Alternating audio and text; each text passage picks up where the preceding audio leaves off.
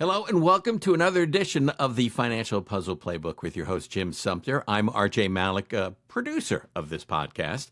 Jim, hello and welcome. And I see you have a guest today. So why don't you introduce the guest and then let everyone know what you're going to be talking about. We do. RJ, great to see you. So I have a special treat today, Matt Sommer, and we're going to get into this a little bit. You know, I have an opportunity to meet people from across the country and have for years. And Matt and I have crossed paths a couple of times, and we did a couple of months ago at a Financial Planning Association meeting in Birmingham. And I told him, I said, I would love to have you as a guest on my podcast. And so here we are a couple months later, and I'm super excited. But RJ, today, you know, we always talk about these puzzle pieces of this financial puzzle that we have. And today we're going to focus on investments really primarily, but how it relates to retirement. You know, we may pull in some of the others, but those are going to be the main two. So, Matt, great to have you. I know you're sitting in a studio in Denver, Colorado, and we were talking about weather just a minute ago. It's at least nice and sunny and springtime in Birmingham. It sounds like Colorado is not that. So Matt is a specialist with the consulting group with Janus Henderson, and is a strategist, and again works a lot with advisors, works with a lot of white papers and things that is a tremendous resource for advisors. And so I thought it would be great for us to just sort of jump in on this topic of volatility in the markets and some of the emotional side of that. Matt, I'm going to ask you to briefly introduce yourself in a minute, but I always start with a good question. So first of all, what is your walk-up song that's going to be playing as you're talking about this wonderful world of investments? Well, thank you so much for having me today. It really is a treat to be here. My walk-up song is going to be My Life by Billy Joel. Okay, that's a good one. I am a lifelong Billy Joel fan. I'm hoping to catch him at least one more time as he's getting up there in years live. And I just love the song, love the rhythm, love the lyrics. And so I would say that if we were in person and I was walking up on stage and you had asked me, what music would you like me to play, it would probably be that song. Okay, so we're all going to picture this in our heads as as we kind of get into this whole thing about volatility in the stock market. So this is your life. So that's actually a great song, and I'm a big Billy Joel fan as well. I've never seen him live. Maybe one day. So, Matt, but by way of an introduction, what has kind of been your experience in this investment world and the market world? Kind of what got us to where you are today? Well, I have been in the financial markets now for about 30 years. And for the better part of that time, I have spent a lot of time thinking about how individual investors can make the most of their opportunities. So that very well may be helping individuals think about saving for retirement, helping individuals think about putting money away for a child's college education, for other investors who may already be retired with children grown up and out of the house, just thinking about their wealth transfer goals and creating a legacy. So really thinking about wealth through the lifetimes of individuals and helping people sort of tackle the challenges that many of us face over the course of 50, 60, 70 years of investing, and at the same time making the most of the opportunities that are available. Right. Well, I think that's that's sounds just like what we do when we talk about helping clients and helping people. So, we've seen some market volatility this past few weeks, and I always tell people, volatility works both ways. It can be volatile to the upside, and it can be very volatile to the downside. So far in 2025, the market has been volatile, really more to the downside, but we've seen some tremendous up days as well. I think a lot of clients think of think of investing as the stock market, and when you talk about the stock market, you're thinking of the S&P 500. How do you kind of position the market, if you will, to a client? Is it only stocks that are large? Is it only stocks that are small? Is it all of them? When we're talking about the stock market, help listeners to kind of understand, what are we actually talking about? So the S&P 500 is what we see and hear about quite often on the news, and it's probably as good of a barometer as any relative to what's going on with our accounts. But the truth of the matter is that it's not a matter of what my return is in any given year. It's a matter of whether or not I'm able to take my savings, my retirement accounts, and convert that into the dollars necessary to meet whatever life goals and aspirations that I have. So while I think the S&P 500 is a logical place to start, there are other indices that are also important. Sometimes we hear about something called the Russell 2000. So while the S&P 500 are the 500 biggest U.S. companies, the Russell 2000 is the 2,000 smaller companies. I would also encourage listeners not to forget there's a whole big world out there. And the stock market within the United States only represents about 50% of the capitalization of the globe. Yet, U.S. investors, when you look at a typical portfolio, 80% of their stocks are invested in the United States. That's what we call home bias. We just have a tendency to invest in things that we're comfortable about. And it's not just stocks, it's also bonds, because we still believe that over the course of the long term, you need to stay diversified in an appropriate mix of stocks, bonds, and cash. And so we're also very interested in what bonds are doing. So the S&P is a great place to start, but there are other indices out there that are also important. But we think that at the end of the day, it's about taking those investments and being able to convert those into the dollars that you need in order to achieve your life goals and aspirations. Okay, and you're making some great points. So let me ask you this: from a historical perspective, is there one index that is better than the other, or that is maybe less volatile or more volatile? What should clients think about when we talk about the historical perspective of stocks? Well, when we think about the historical perspective of stocks, the S&P 500 is as good of any place to start. The S&P 500 started, let's just call it 1928. It's now 2025. So we're just 3 years short of having 100 years of history. And the average annual rate of return is 9.96. So let's just round it up to 10. I would say that that's a pretty healthy return. Now, of course, that's an average. There's going to be good years. There's going to be bad years. But the good news for your listeners is that if you look over the course of those 97 years, 73% of the time, the S&P 500 is positive. 27% of the time, it's negative. So the takeaway, at least in my mind, is that if we look at the last 100 years or so, the average annual rate of return is 10.10%. And 3 out of 4 times, approximately, stocks are going to go up versus going down. And I think that helps advisors stay calm, particularly in times like this, when we have seen a lot of volatility, and as you said, both on the upside and the downside over the last couple of weeks. Right. So let me ask you this, because we had our chief investment officer on our podcast a few months ago, and we were talking about the year 2020.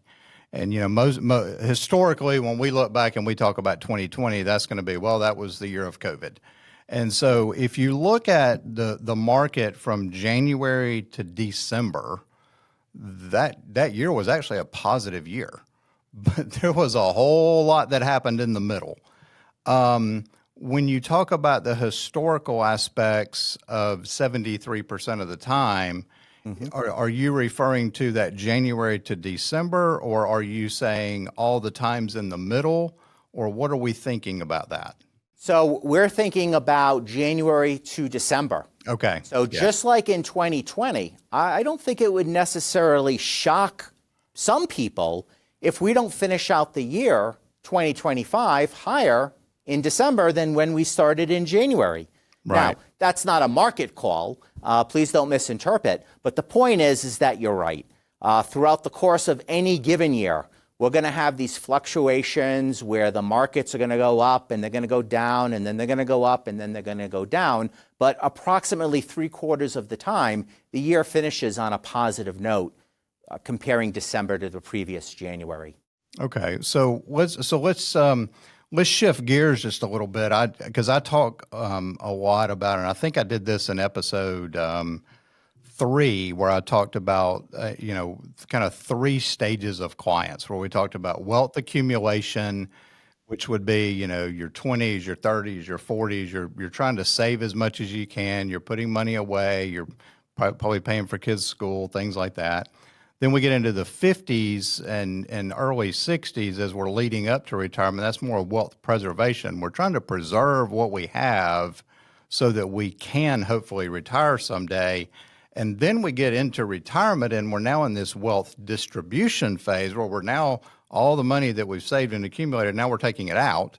And so at the different stages of life, when we see volatility in the markets, kind of like what we're seeing now, do you think that emotionally, with this brain that we have, and I know you've done tons of research and all on this, how do we feel about quote unquote stocks or volatility in those different stages? If you could maybe kind of walk us through each of those.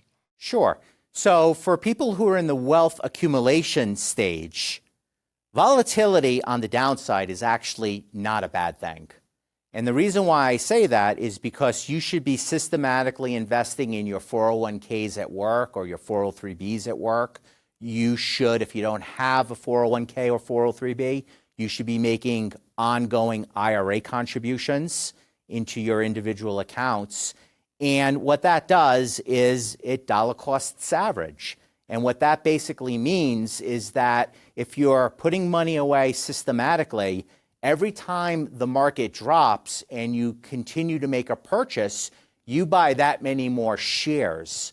So if we know that over the course of 100 years, stocks are going to go up 3/4 of the time and go down 1/4 of the time, eventually over the long term, you'll have more shares that participate in the upside.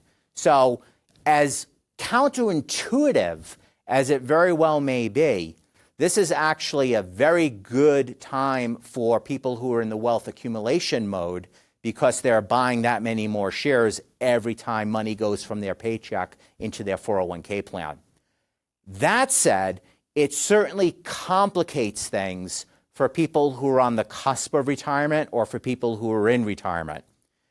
This is what we sometimes refer to as sequence of return risk, which basically means that when you sit down and do a retirement plan, or more specifically a retirement income plan, and you map out what your income is going to look like over the next 30 years, what tends to be a worst case scenario is if you suffer large losses early.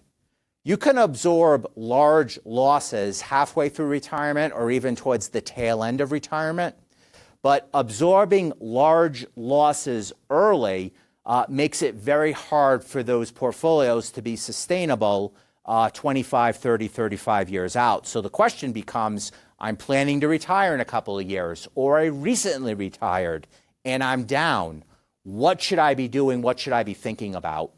And so what I would caution against is, just like dollar cost averaging is terrific for younger people in the accumulation mode, you want to avoid what I call reverse dollar cost averaging for people who are in the distribution mode.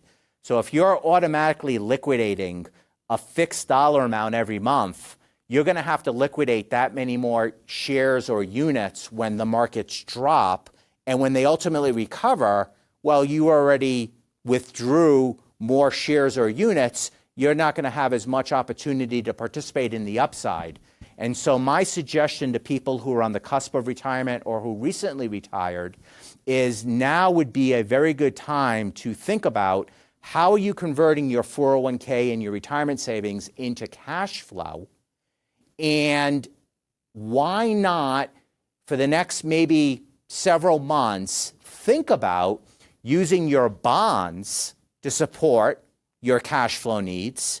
Bonds are actually holding steady. Bonds are doing exactly what bonds are supposed to do in times of volatility.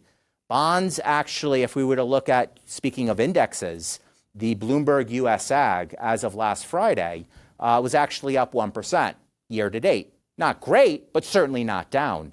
Because the worst thing that you want to do is sell your stocks when? Immediately after they drop in value.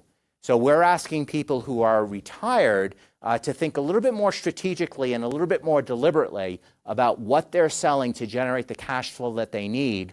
Let's use cash and bonds, buying ourselves more time to get through this period of volatility and not have to sell their stock to generate cash flow, again, at the worst possible time, which is immediately after they go down in value. Right. And so what you're referring to, so this episode will be dropping probably, beginning of May 2025. So really what we're talking about is the volatility that has taken place in April of 2025 around some of the tariff announcements and things like that. So Matt, what you're referring to then is this big amount of market swings that we've seen in both the stock and the bond market. Let me ask you this. How do we, because I know you've done and we could spend, several episodes talking about the emotional side of investing and things like that. How do you control? I was speaking with a client literally an hour ago, and she's in her late 50s, and we were talking about this was some money that she had inherited, and she said, I don't want to see it go down, so I'm thinking maybe I'll just leave it in cash. I won't be making anything, but I won't go down, and then at some point I'll invest it. And I said, okay, so what has to happen in order for you to feel comfortable with now wanting to invest at least a portion? And she said, well, I'd like to see it go up. And I said, okay, so then you miss that downside. And she was like, okay, well, yeah, I see your point. And so I think that's what you're referring to with this dollar cost averaging in. But how in the world do we work with this brain of ours that is telling us emotionally over here, I don't like volatility, but logically on this side, I know it's going to be volatile and I'm willing to take some risk, but I don't want to lose anything. How in the world do you have this battle among yourself? And is that battle different for those different stages in life? Okay. That's a big, long, loaded question, but It's a great question. Yeah. Let me point out a statistic that we quote quite frequently. It's really, really powerful, really, really important. If you invested $10,000 in the S&P 500 in 1999 and just left it alone, by December 31st of 2024, that 10,000 would have grown to slightly north of, let's call it 50,000. Okay. However, if during that 25-year period you missed the 10 best days in the market, so think about that for a second. 10 out of all 10 those years. days out of 365, or the number of business days, trading days, obviously, times 25. Instead of 50,000, it would have been 27,000. Wow. You missed the best 40. The best 40, it would be 5,600. You would have actually lost money. So this notion of, well, I'm not comfortable, I would like to see the market go up before that really doesn't work, and it doesn't work well. So you just have to spend time in the market. It's not about timing the market. The other thing is we need to understand how we make decisions. So I'm going to quote someone who I followed during the course of my studies, His name is Daniel Kahneman, Nobel laureate in behavioral economics. Sadly, he passed away about a year ago. He wrote a terrific book called Thinking Fast and Slow and made it really simple. He said that when we make decisions in our minds, we have something called system one, we have something called system two. So system one, real simple, complete the phrase, bread and complete the phrase, 1 + 1 equals, so it's automatic, it's fast, it saves us time. System two is deliberate, it's slow, it's calculations. For some of us, it may be filling out our tax paperwork. For me personally, it's parallel parking. I got to turn the radio off and really concentrate if I'm going to parallel park. Where we run into trouble when it comes to investing, we start using system one when we need to use system two. And what ends up happening is that we're using and relying on heuristics, which are mental shortcuts, to make decisions that really ought to be made slow and deliberately. The other thing, especially in early April of 2025 with all this volatility, it's causing us just a little bit of stress. Maybe some people are experiencing more stress than others, but when you start making financial decisions under stressful conditions, that's just going to exasperate what I call the system one takeover. And so you need to take a deep breath, you need to take a step back, you need to not do anything rash or impulsive, and you need to get second opinions. And those opinions could be from family members, it could be from a spouse, it could be from a partner, it could be from a colleague at work, or it could be from your financial advisor. I know we're going to talk a little bit about that in just a bit. Just taking the step back, taking a deep breath, not being in a rush to do anything is really the best way to overcome that system one takeover. Is that system one, is that the same for a 20 or 30-year-old as, say, for a 60 or 70-year-old? Does our brain evolve over time, or are we always making those types of decisions? We're always making those type of decisions because that's how we're hardwired. As individuals. So it's that way regardless of gender, regardless of age, regardless of where we went to school. You take the demographics out of it and you just look at the human brain and how we're wired to make decisions. You want to make sure you're using system two for all of these decisions. And one step that might be helpful is, gee, I need to slow down and I need to turn my system two on. It doesn't happen involuntarily like breathing or blinking.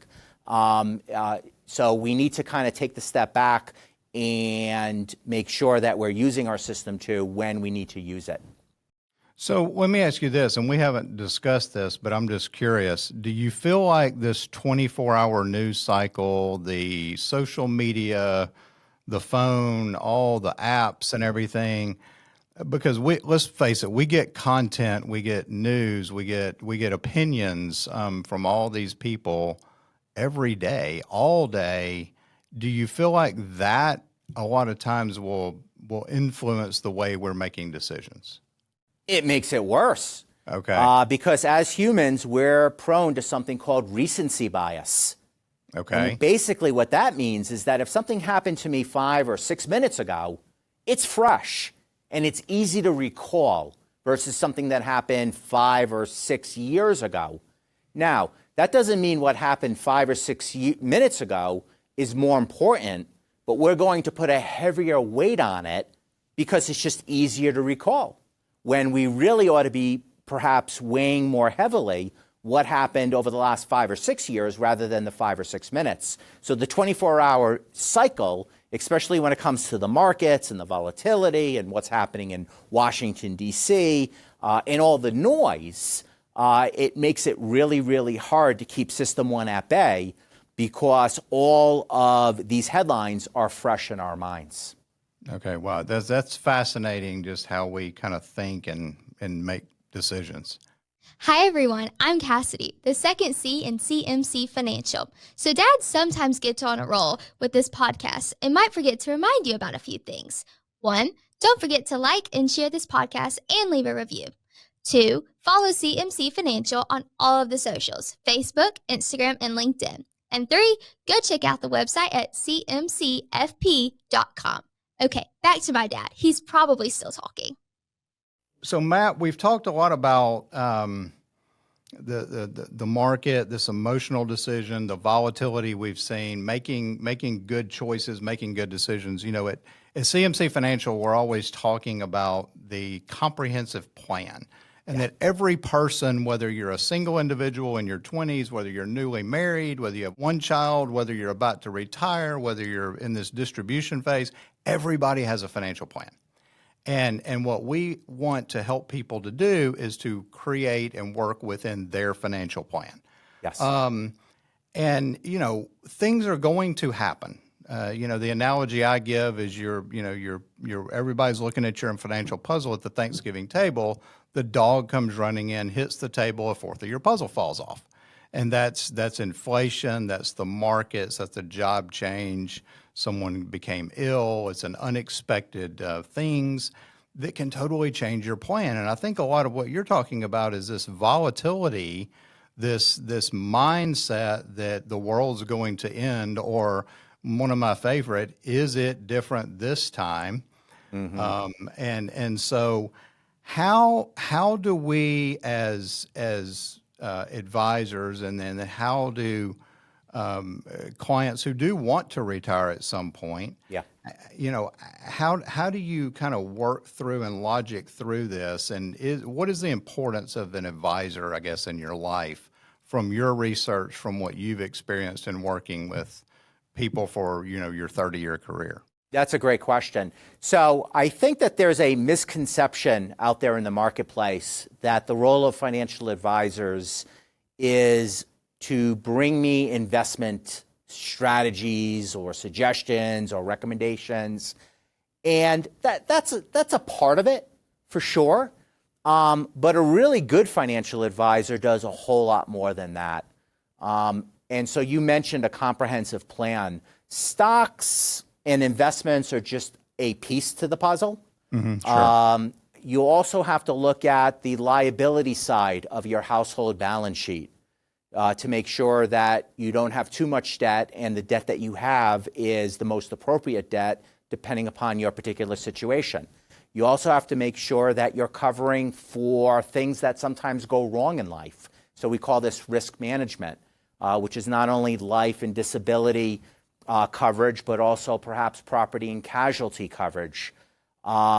If you have children, a lot of people struggle with, well, do I save for retirement or do I save for a 529? Every situation's a little bit different. For those people who are charitably inclined, what's the right vehicle? What's the right way to give? And how do I make sure that I'm not giving too much as to, should the worst happen, I don't shortchange my own retirement later in life? So there's a lot more to this than just stocks and bonds. And so the comprehensive plan, which you talked about, helps people put things in perspective. It helps map out a plan that people can refer to. And it just simply makes people feel better that they're doing everything that they can to take control of their financial situation. So that's one aspect of a financial advisor. The other thing that we've learned about financial advisors through our research is that they provide what I'm going to call behavioral coaching. So what do I mean by that? Well, today is a great example. Giving people peace of mind, helping people keep their emotions in check during times of volatility. These sorts of things are really, really important because, again, sometimes if we're left to our own devices, and we can go on an app and we could trade stocks and go in and out, we're going to go ahead and do that. But having a financial advisor, to me, acts as a circuit breaker. Hold on. Let's have a conversation. Let's talk about what it is that's making you uncomfortable. Is it the fact that you're looking at your account and the balance is lower than it was yesterday? Or is this going to have a material impact on your ability to lead the life that you want to lead? And for most people, it's the first, it's not the second.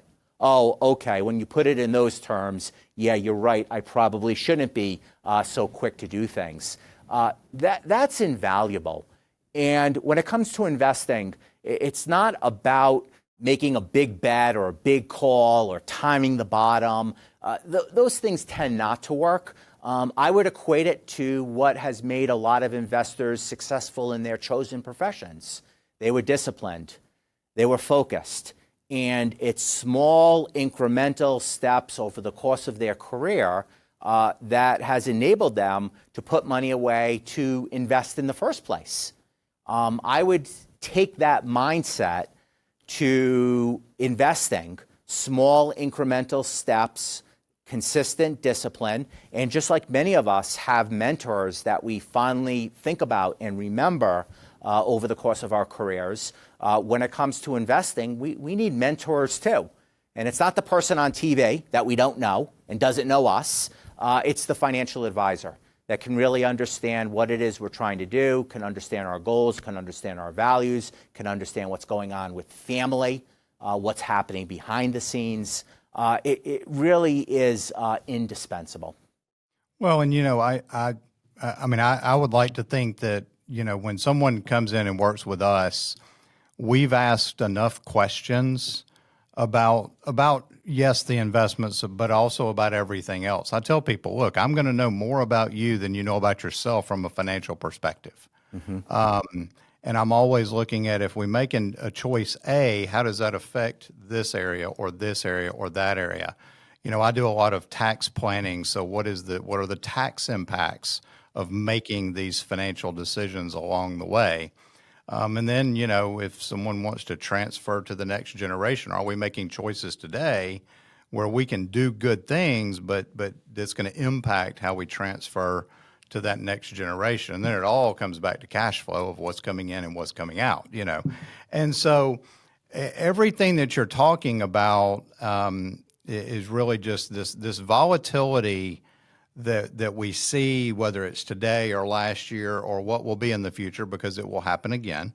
Let's try to jump into this question as we kind of begin to wrap up here. But is it different this time? I've seen charts that all show all these different events across the course of time. You talked about a 97-year history in the S&P 500. We've seen a lot of things.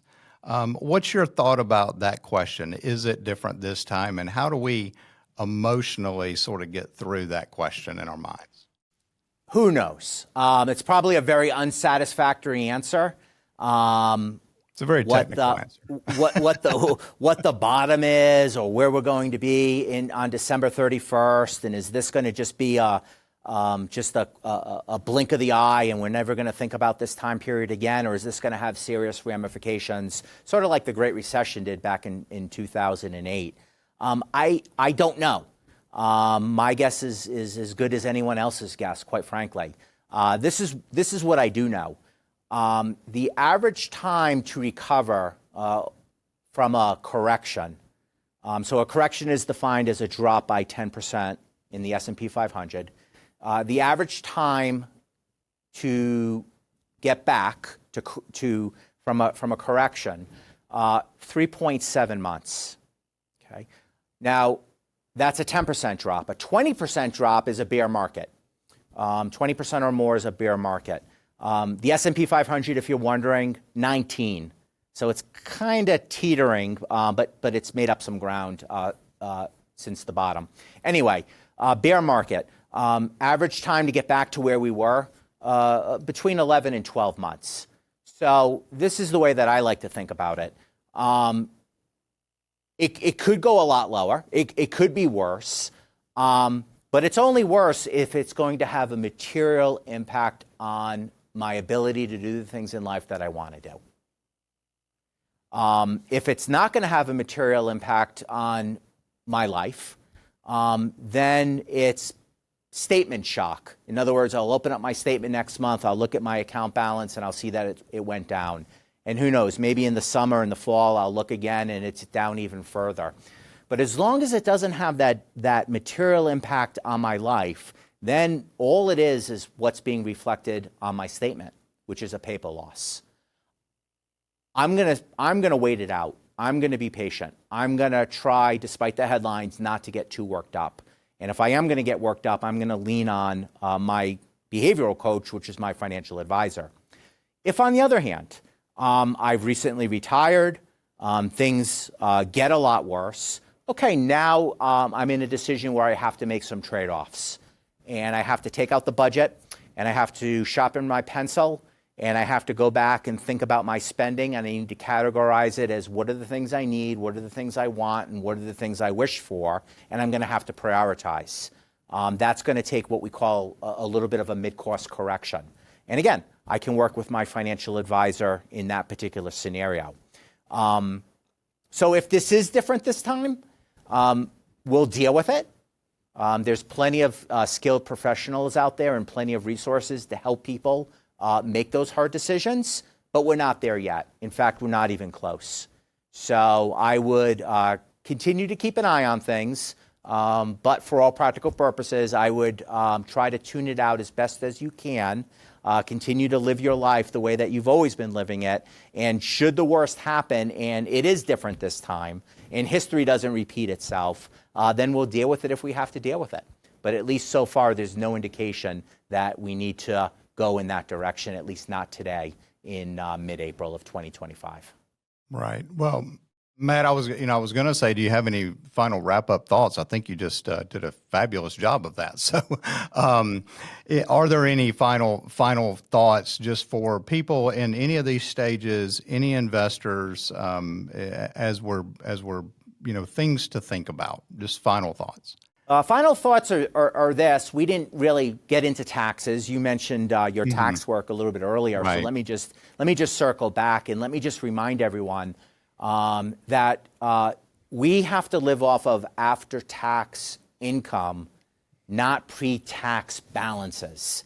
And so when you look at your 401k, particularly for those people who are on the cusp of retirement, it may very well be a big number, but now we need to think about how do we take that number and turn it into sustainable cash flow. And by the way, it's not going to be dollar for dollar because we need to think about taxes.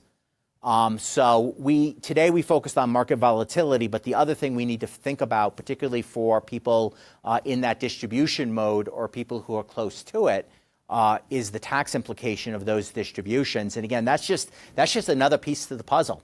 It's not something to necessarily get upset about or to fret about. It's just something that we're going to have to deal with. There's ways to manage it so that you're able to keep more of what it is that you saved. And again, going back to the comprehensive financial plan, when done right, taxes are a big piece to the puzzle. Well, and so what you basically just did is said yes, yes to my question of will you come back at a later date, and we have that discussion about just really the tax piece, which is a huge piece of the overall puzzle. So, well, Matt, thank you so much for being a guest today. We talked about what topic do we discuss, and we felt like with the market volatility that we're seeing right now, that this conversation would lend itself and be good. So, RJ, I think that's a wrap for us. It sounds good. Gentlemen, a very fascinating conversation. And before you go, Matt, can you give us contact information for you? Sure. So the best way to follow me and to keep a tab on some of the different things that we're thinking about here in Denver, Colorado, is definitely LinkedIn. So it's Matthew Sommer, Sommer. So if you want to link up and follow what we're thinking about, happy to do that with any of the listeners. Excellent. And Jim, your contact information. Yeah, so I will just, first of all, Matt, I do follow you, and you guys do have great content, even in the cold of Denver. So so our contact information is cmcfp.com. Everything is there. My direct number is 205-510-9074, and we're on all the socials, LinkedIn, Facebook, Instagram, and our YouTube channel. So. Excellent. Matt and Jim, again, it was a fascinating conversation to eavesdrop on. And most importantly, thank you for listening to the Financial Puzzle Playbook podcast. We ask you to share this podcast, rate it, and leave a review because this actually helps others find the show. Again, thank you for listening. And for everyone at the Financial Puzzle Playbook, I'm RJ Malik, and we'll see you at the next podcast. Thank you for listening to the Financial Puzzle Playbook. Click the follow button to be notified when new episodes become available. Don't forget to follow us on social media by checking the links in the description. And contact us today by visiting our website at www.cmcfp.com or give us a call at 205-510-9074. Content here is for illustrative purposes and general information only. It is not legal, tax, or individualized financial advice, nor is it a recommendation to buy, sell, or hold any specific security, or engage in any specific trading strategy. Results will vary. Past performance is no indication of future results or success. Market conditions change continuously. This commentary reflects the personal opinions, viewpoints, and analyses of CMC Financial. It does not necessarily represent those of RFG Advisory, Private Client Services, their clients, or their employees. This commentary should not be regarded as a description of advisory services provided by CMC Financial or RFG Advisory, or performance returns of any client. The views reflected in the commentary are subject to change at any time without notice. Securities offered by registered representatives of Private Client Services, member FINRA SIPC. Advisory services offered by investment advisory representatives of RFG Advisory, a registered investment advisor. Private Client Services, CMC Financial, and RFG Advisory are unaffiliated entities. Advisory services are only offered to clients or prospective clients where RFG Advisory and its representatives are properly licensed or exempt from licensure. No advisory services may be rendered by RFG Advisory unless a client agreement is in place.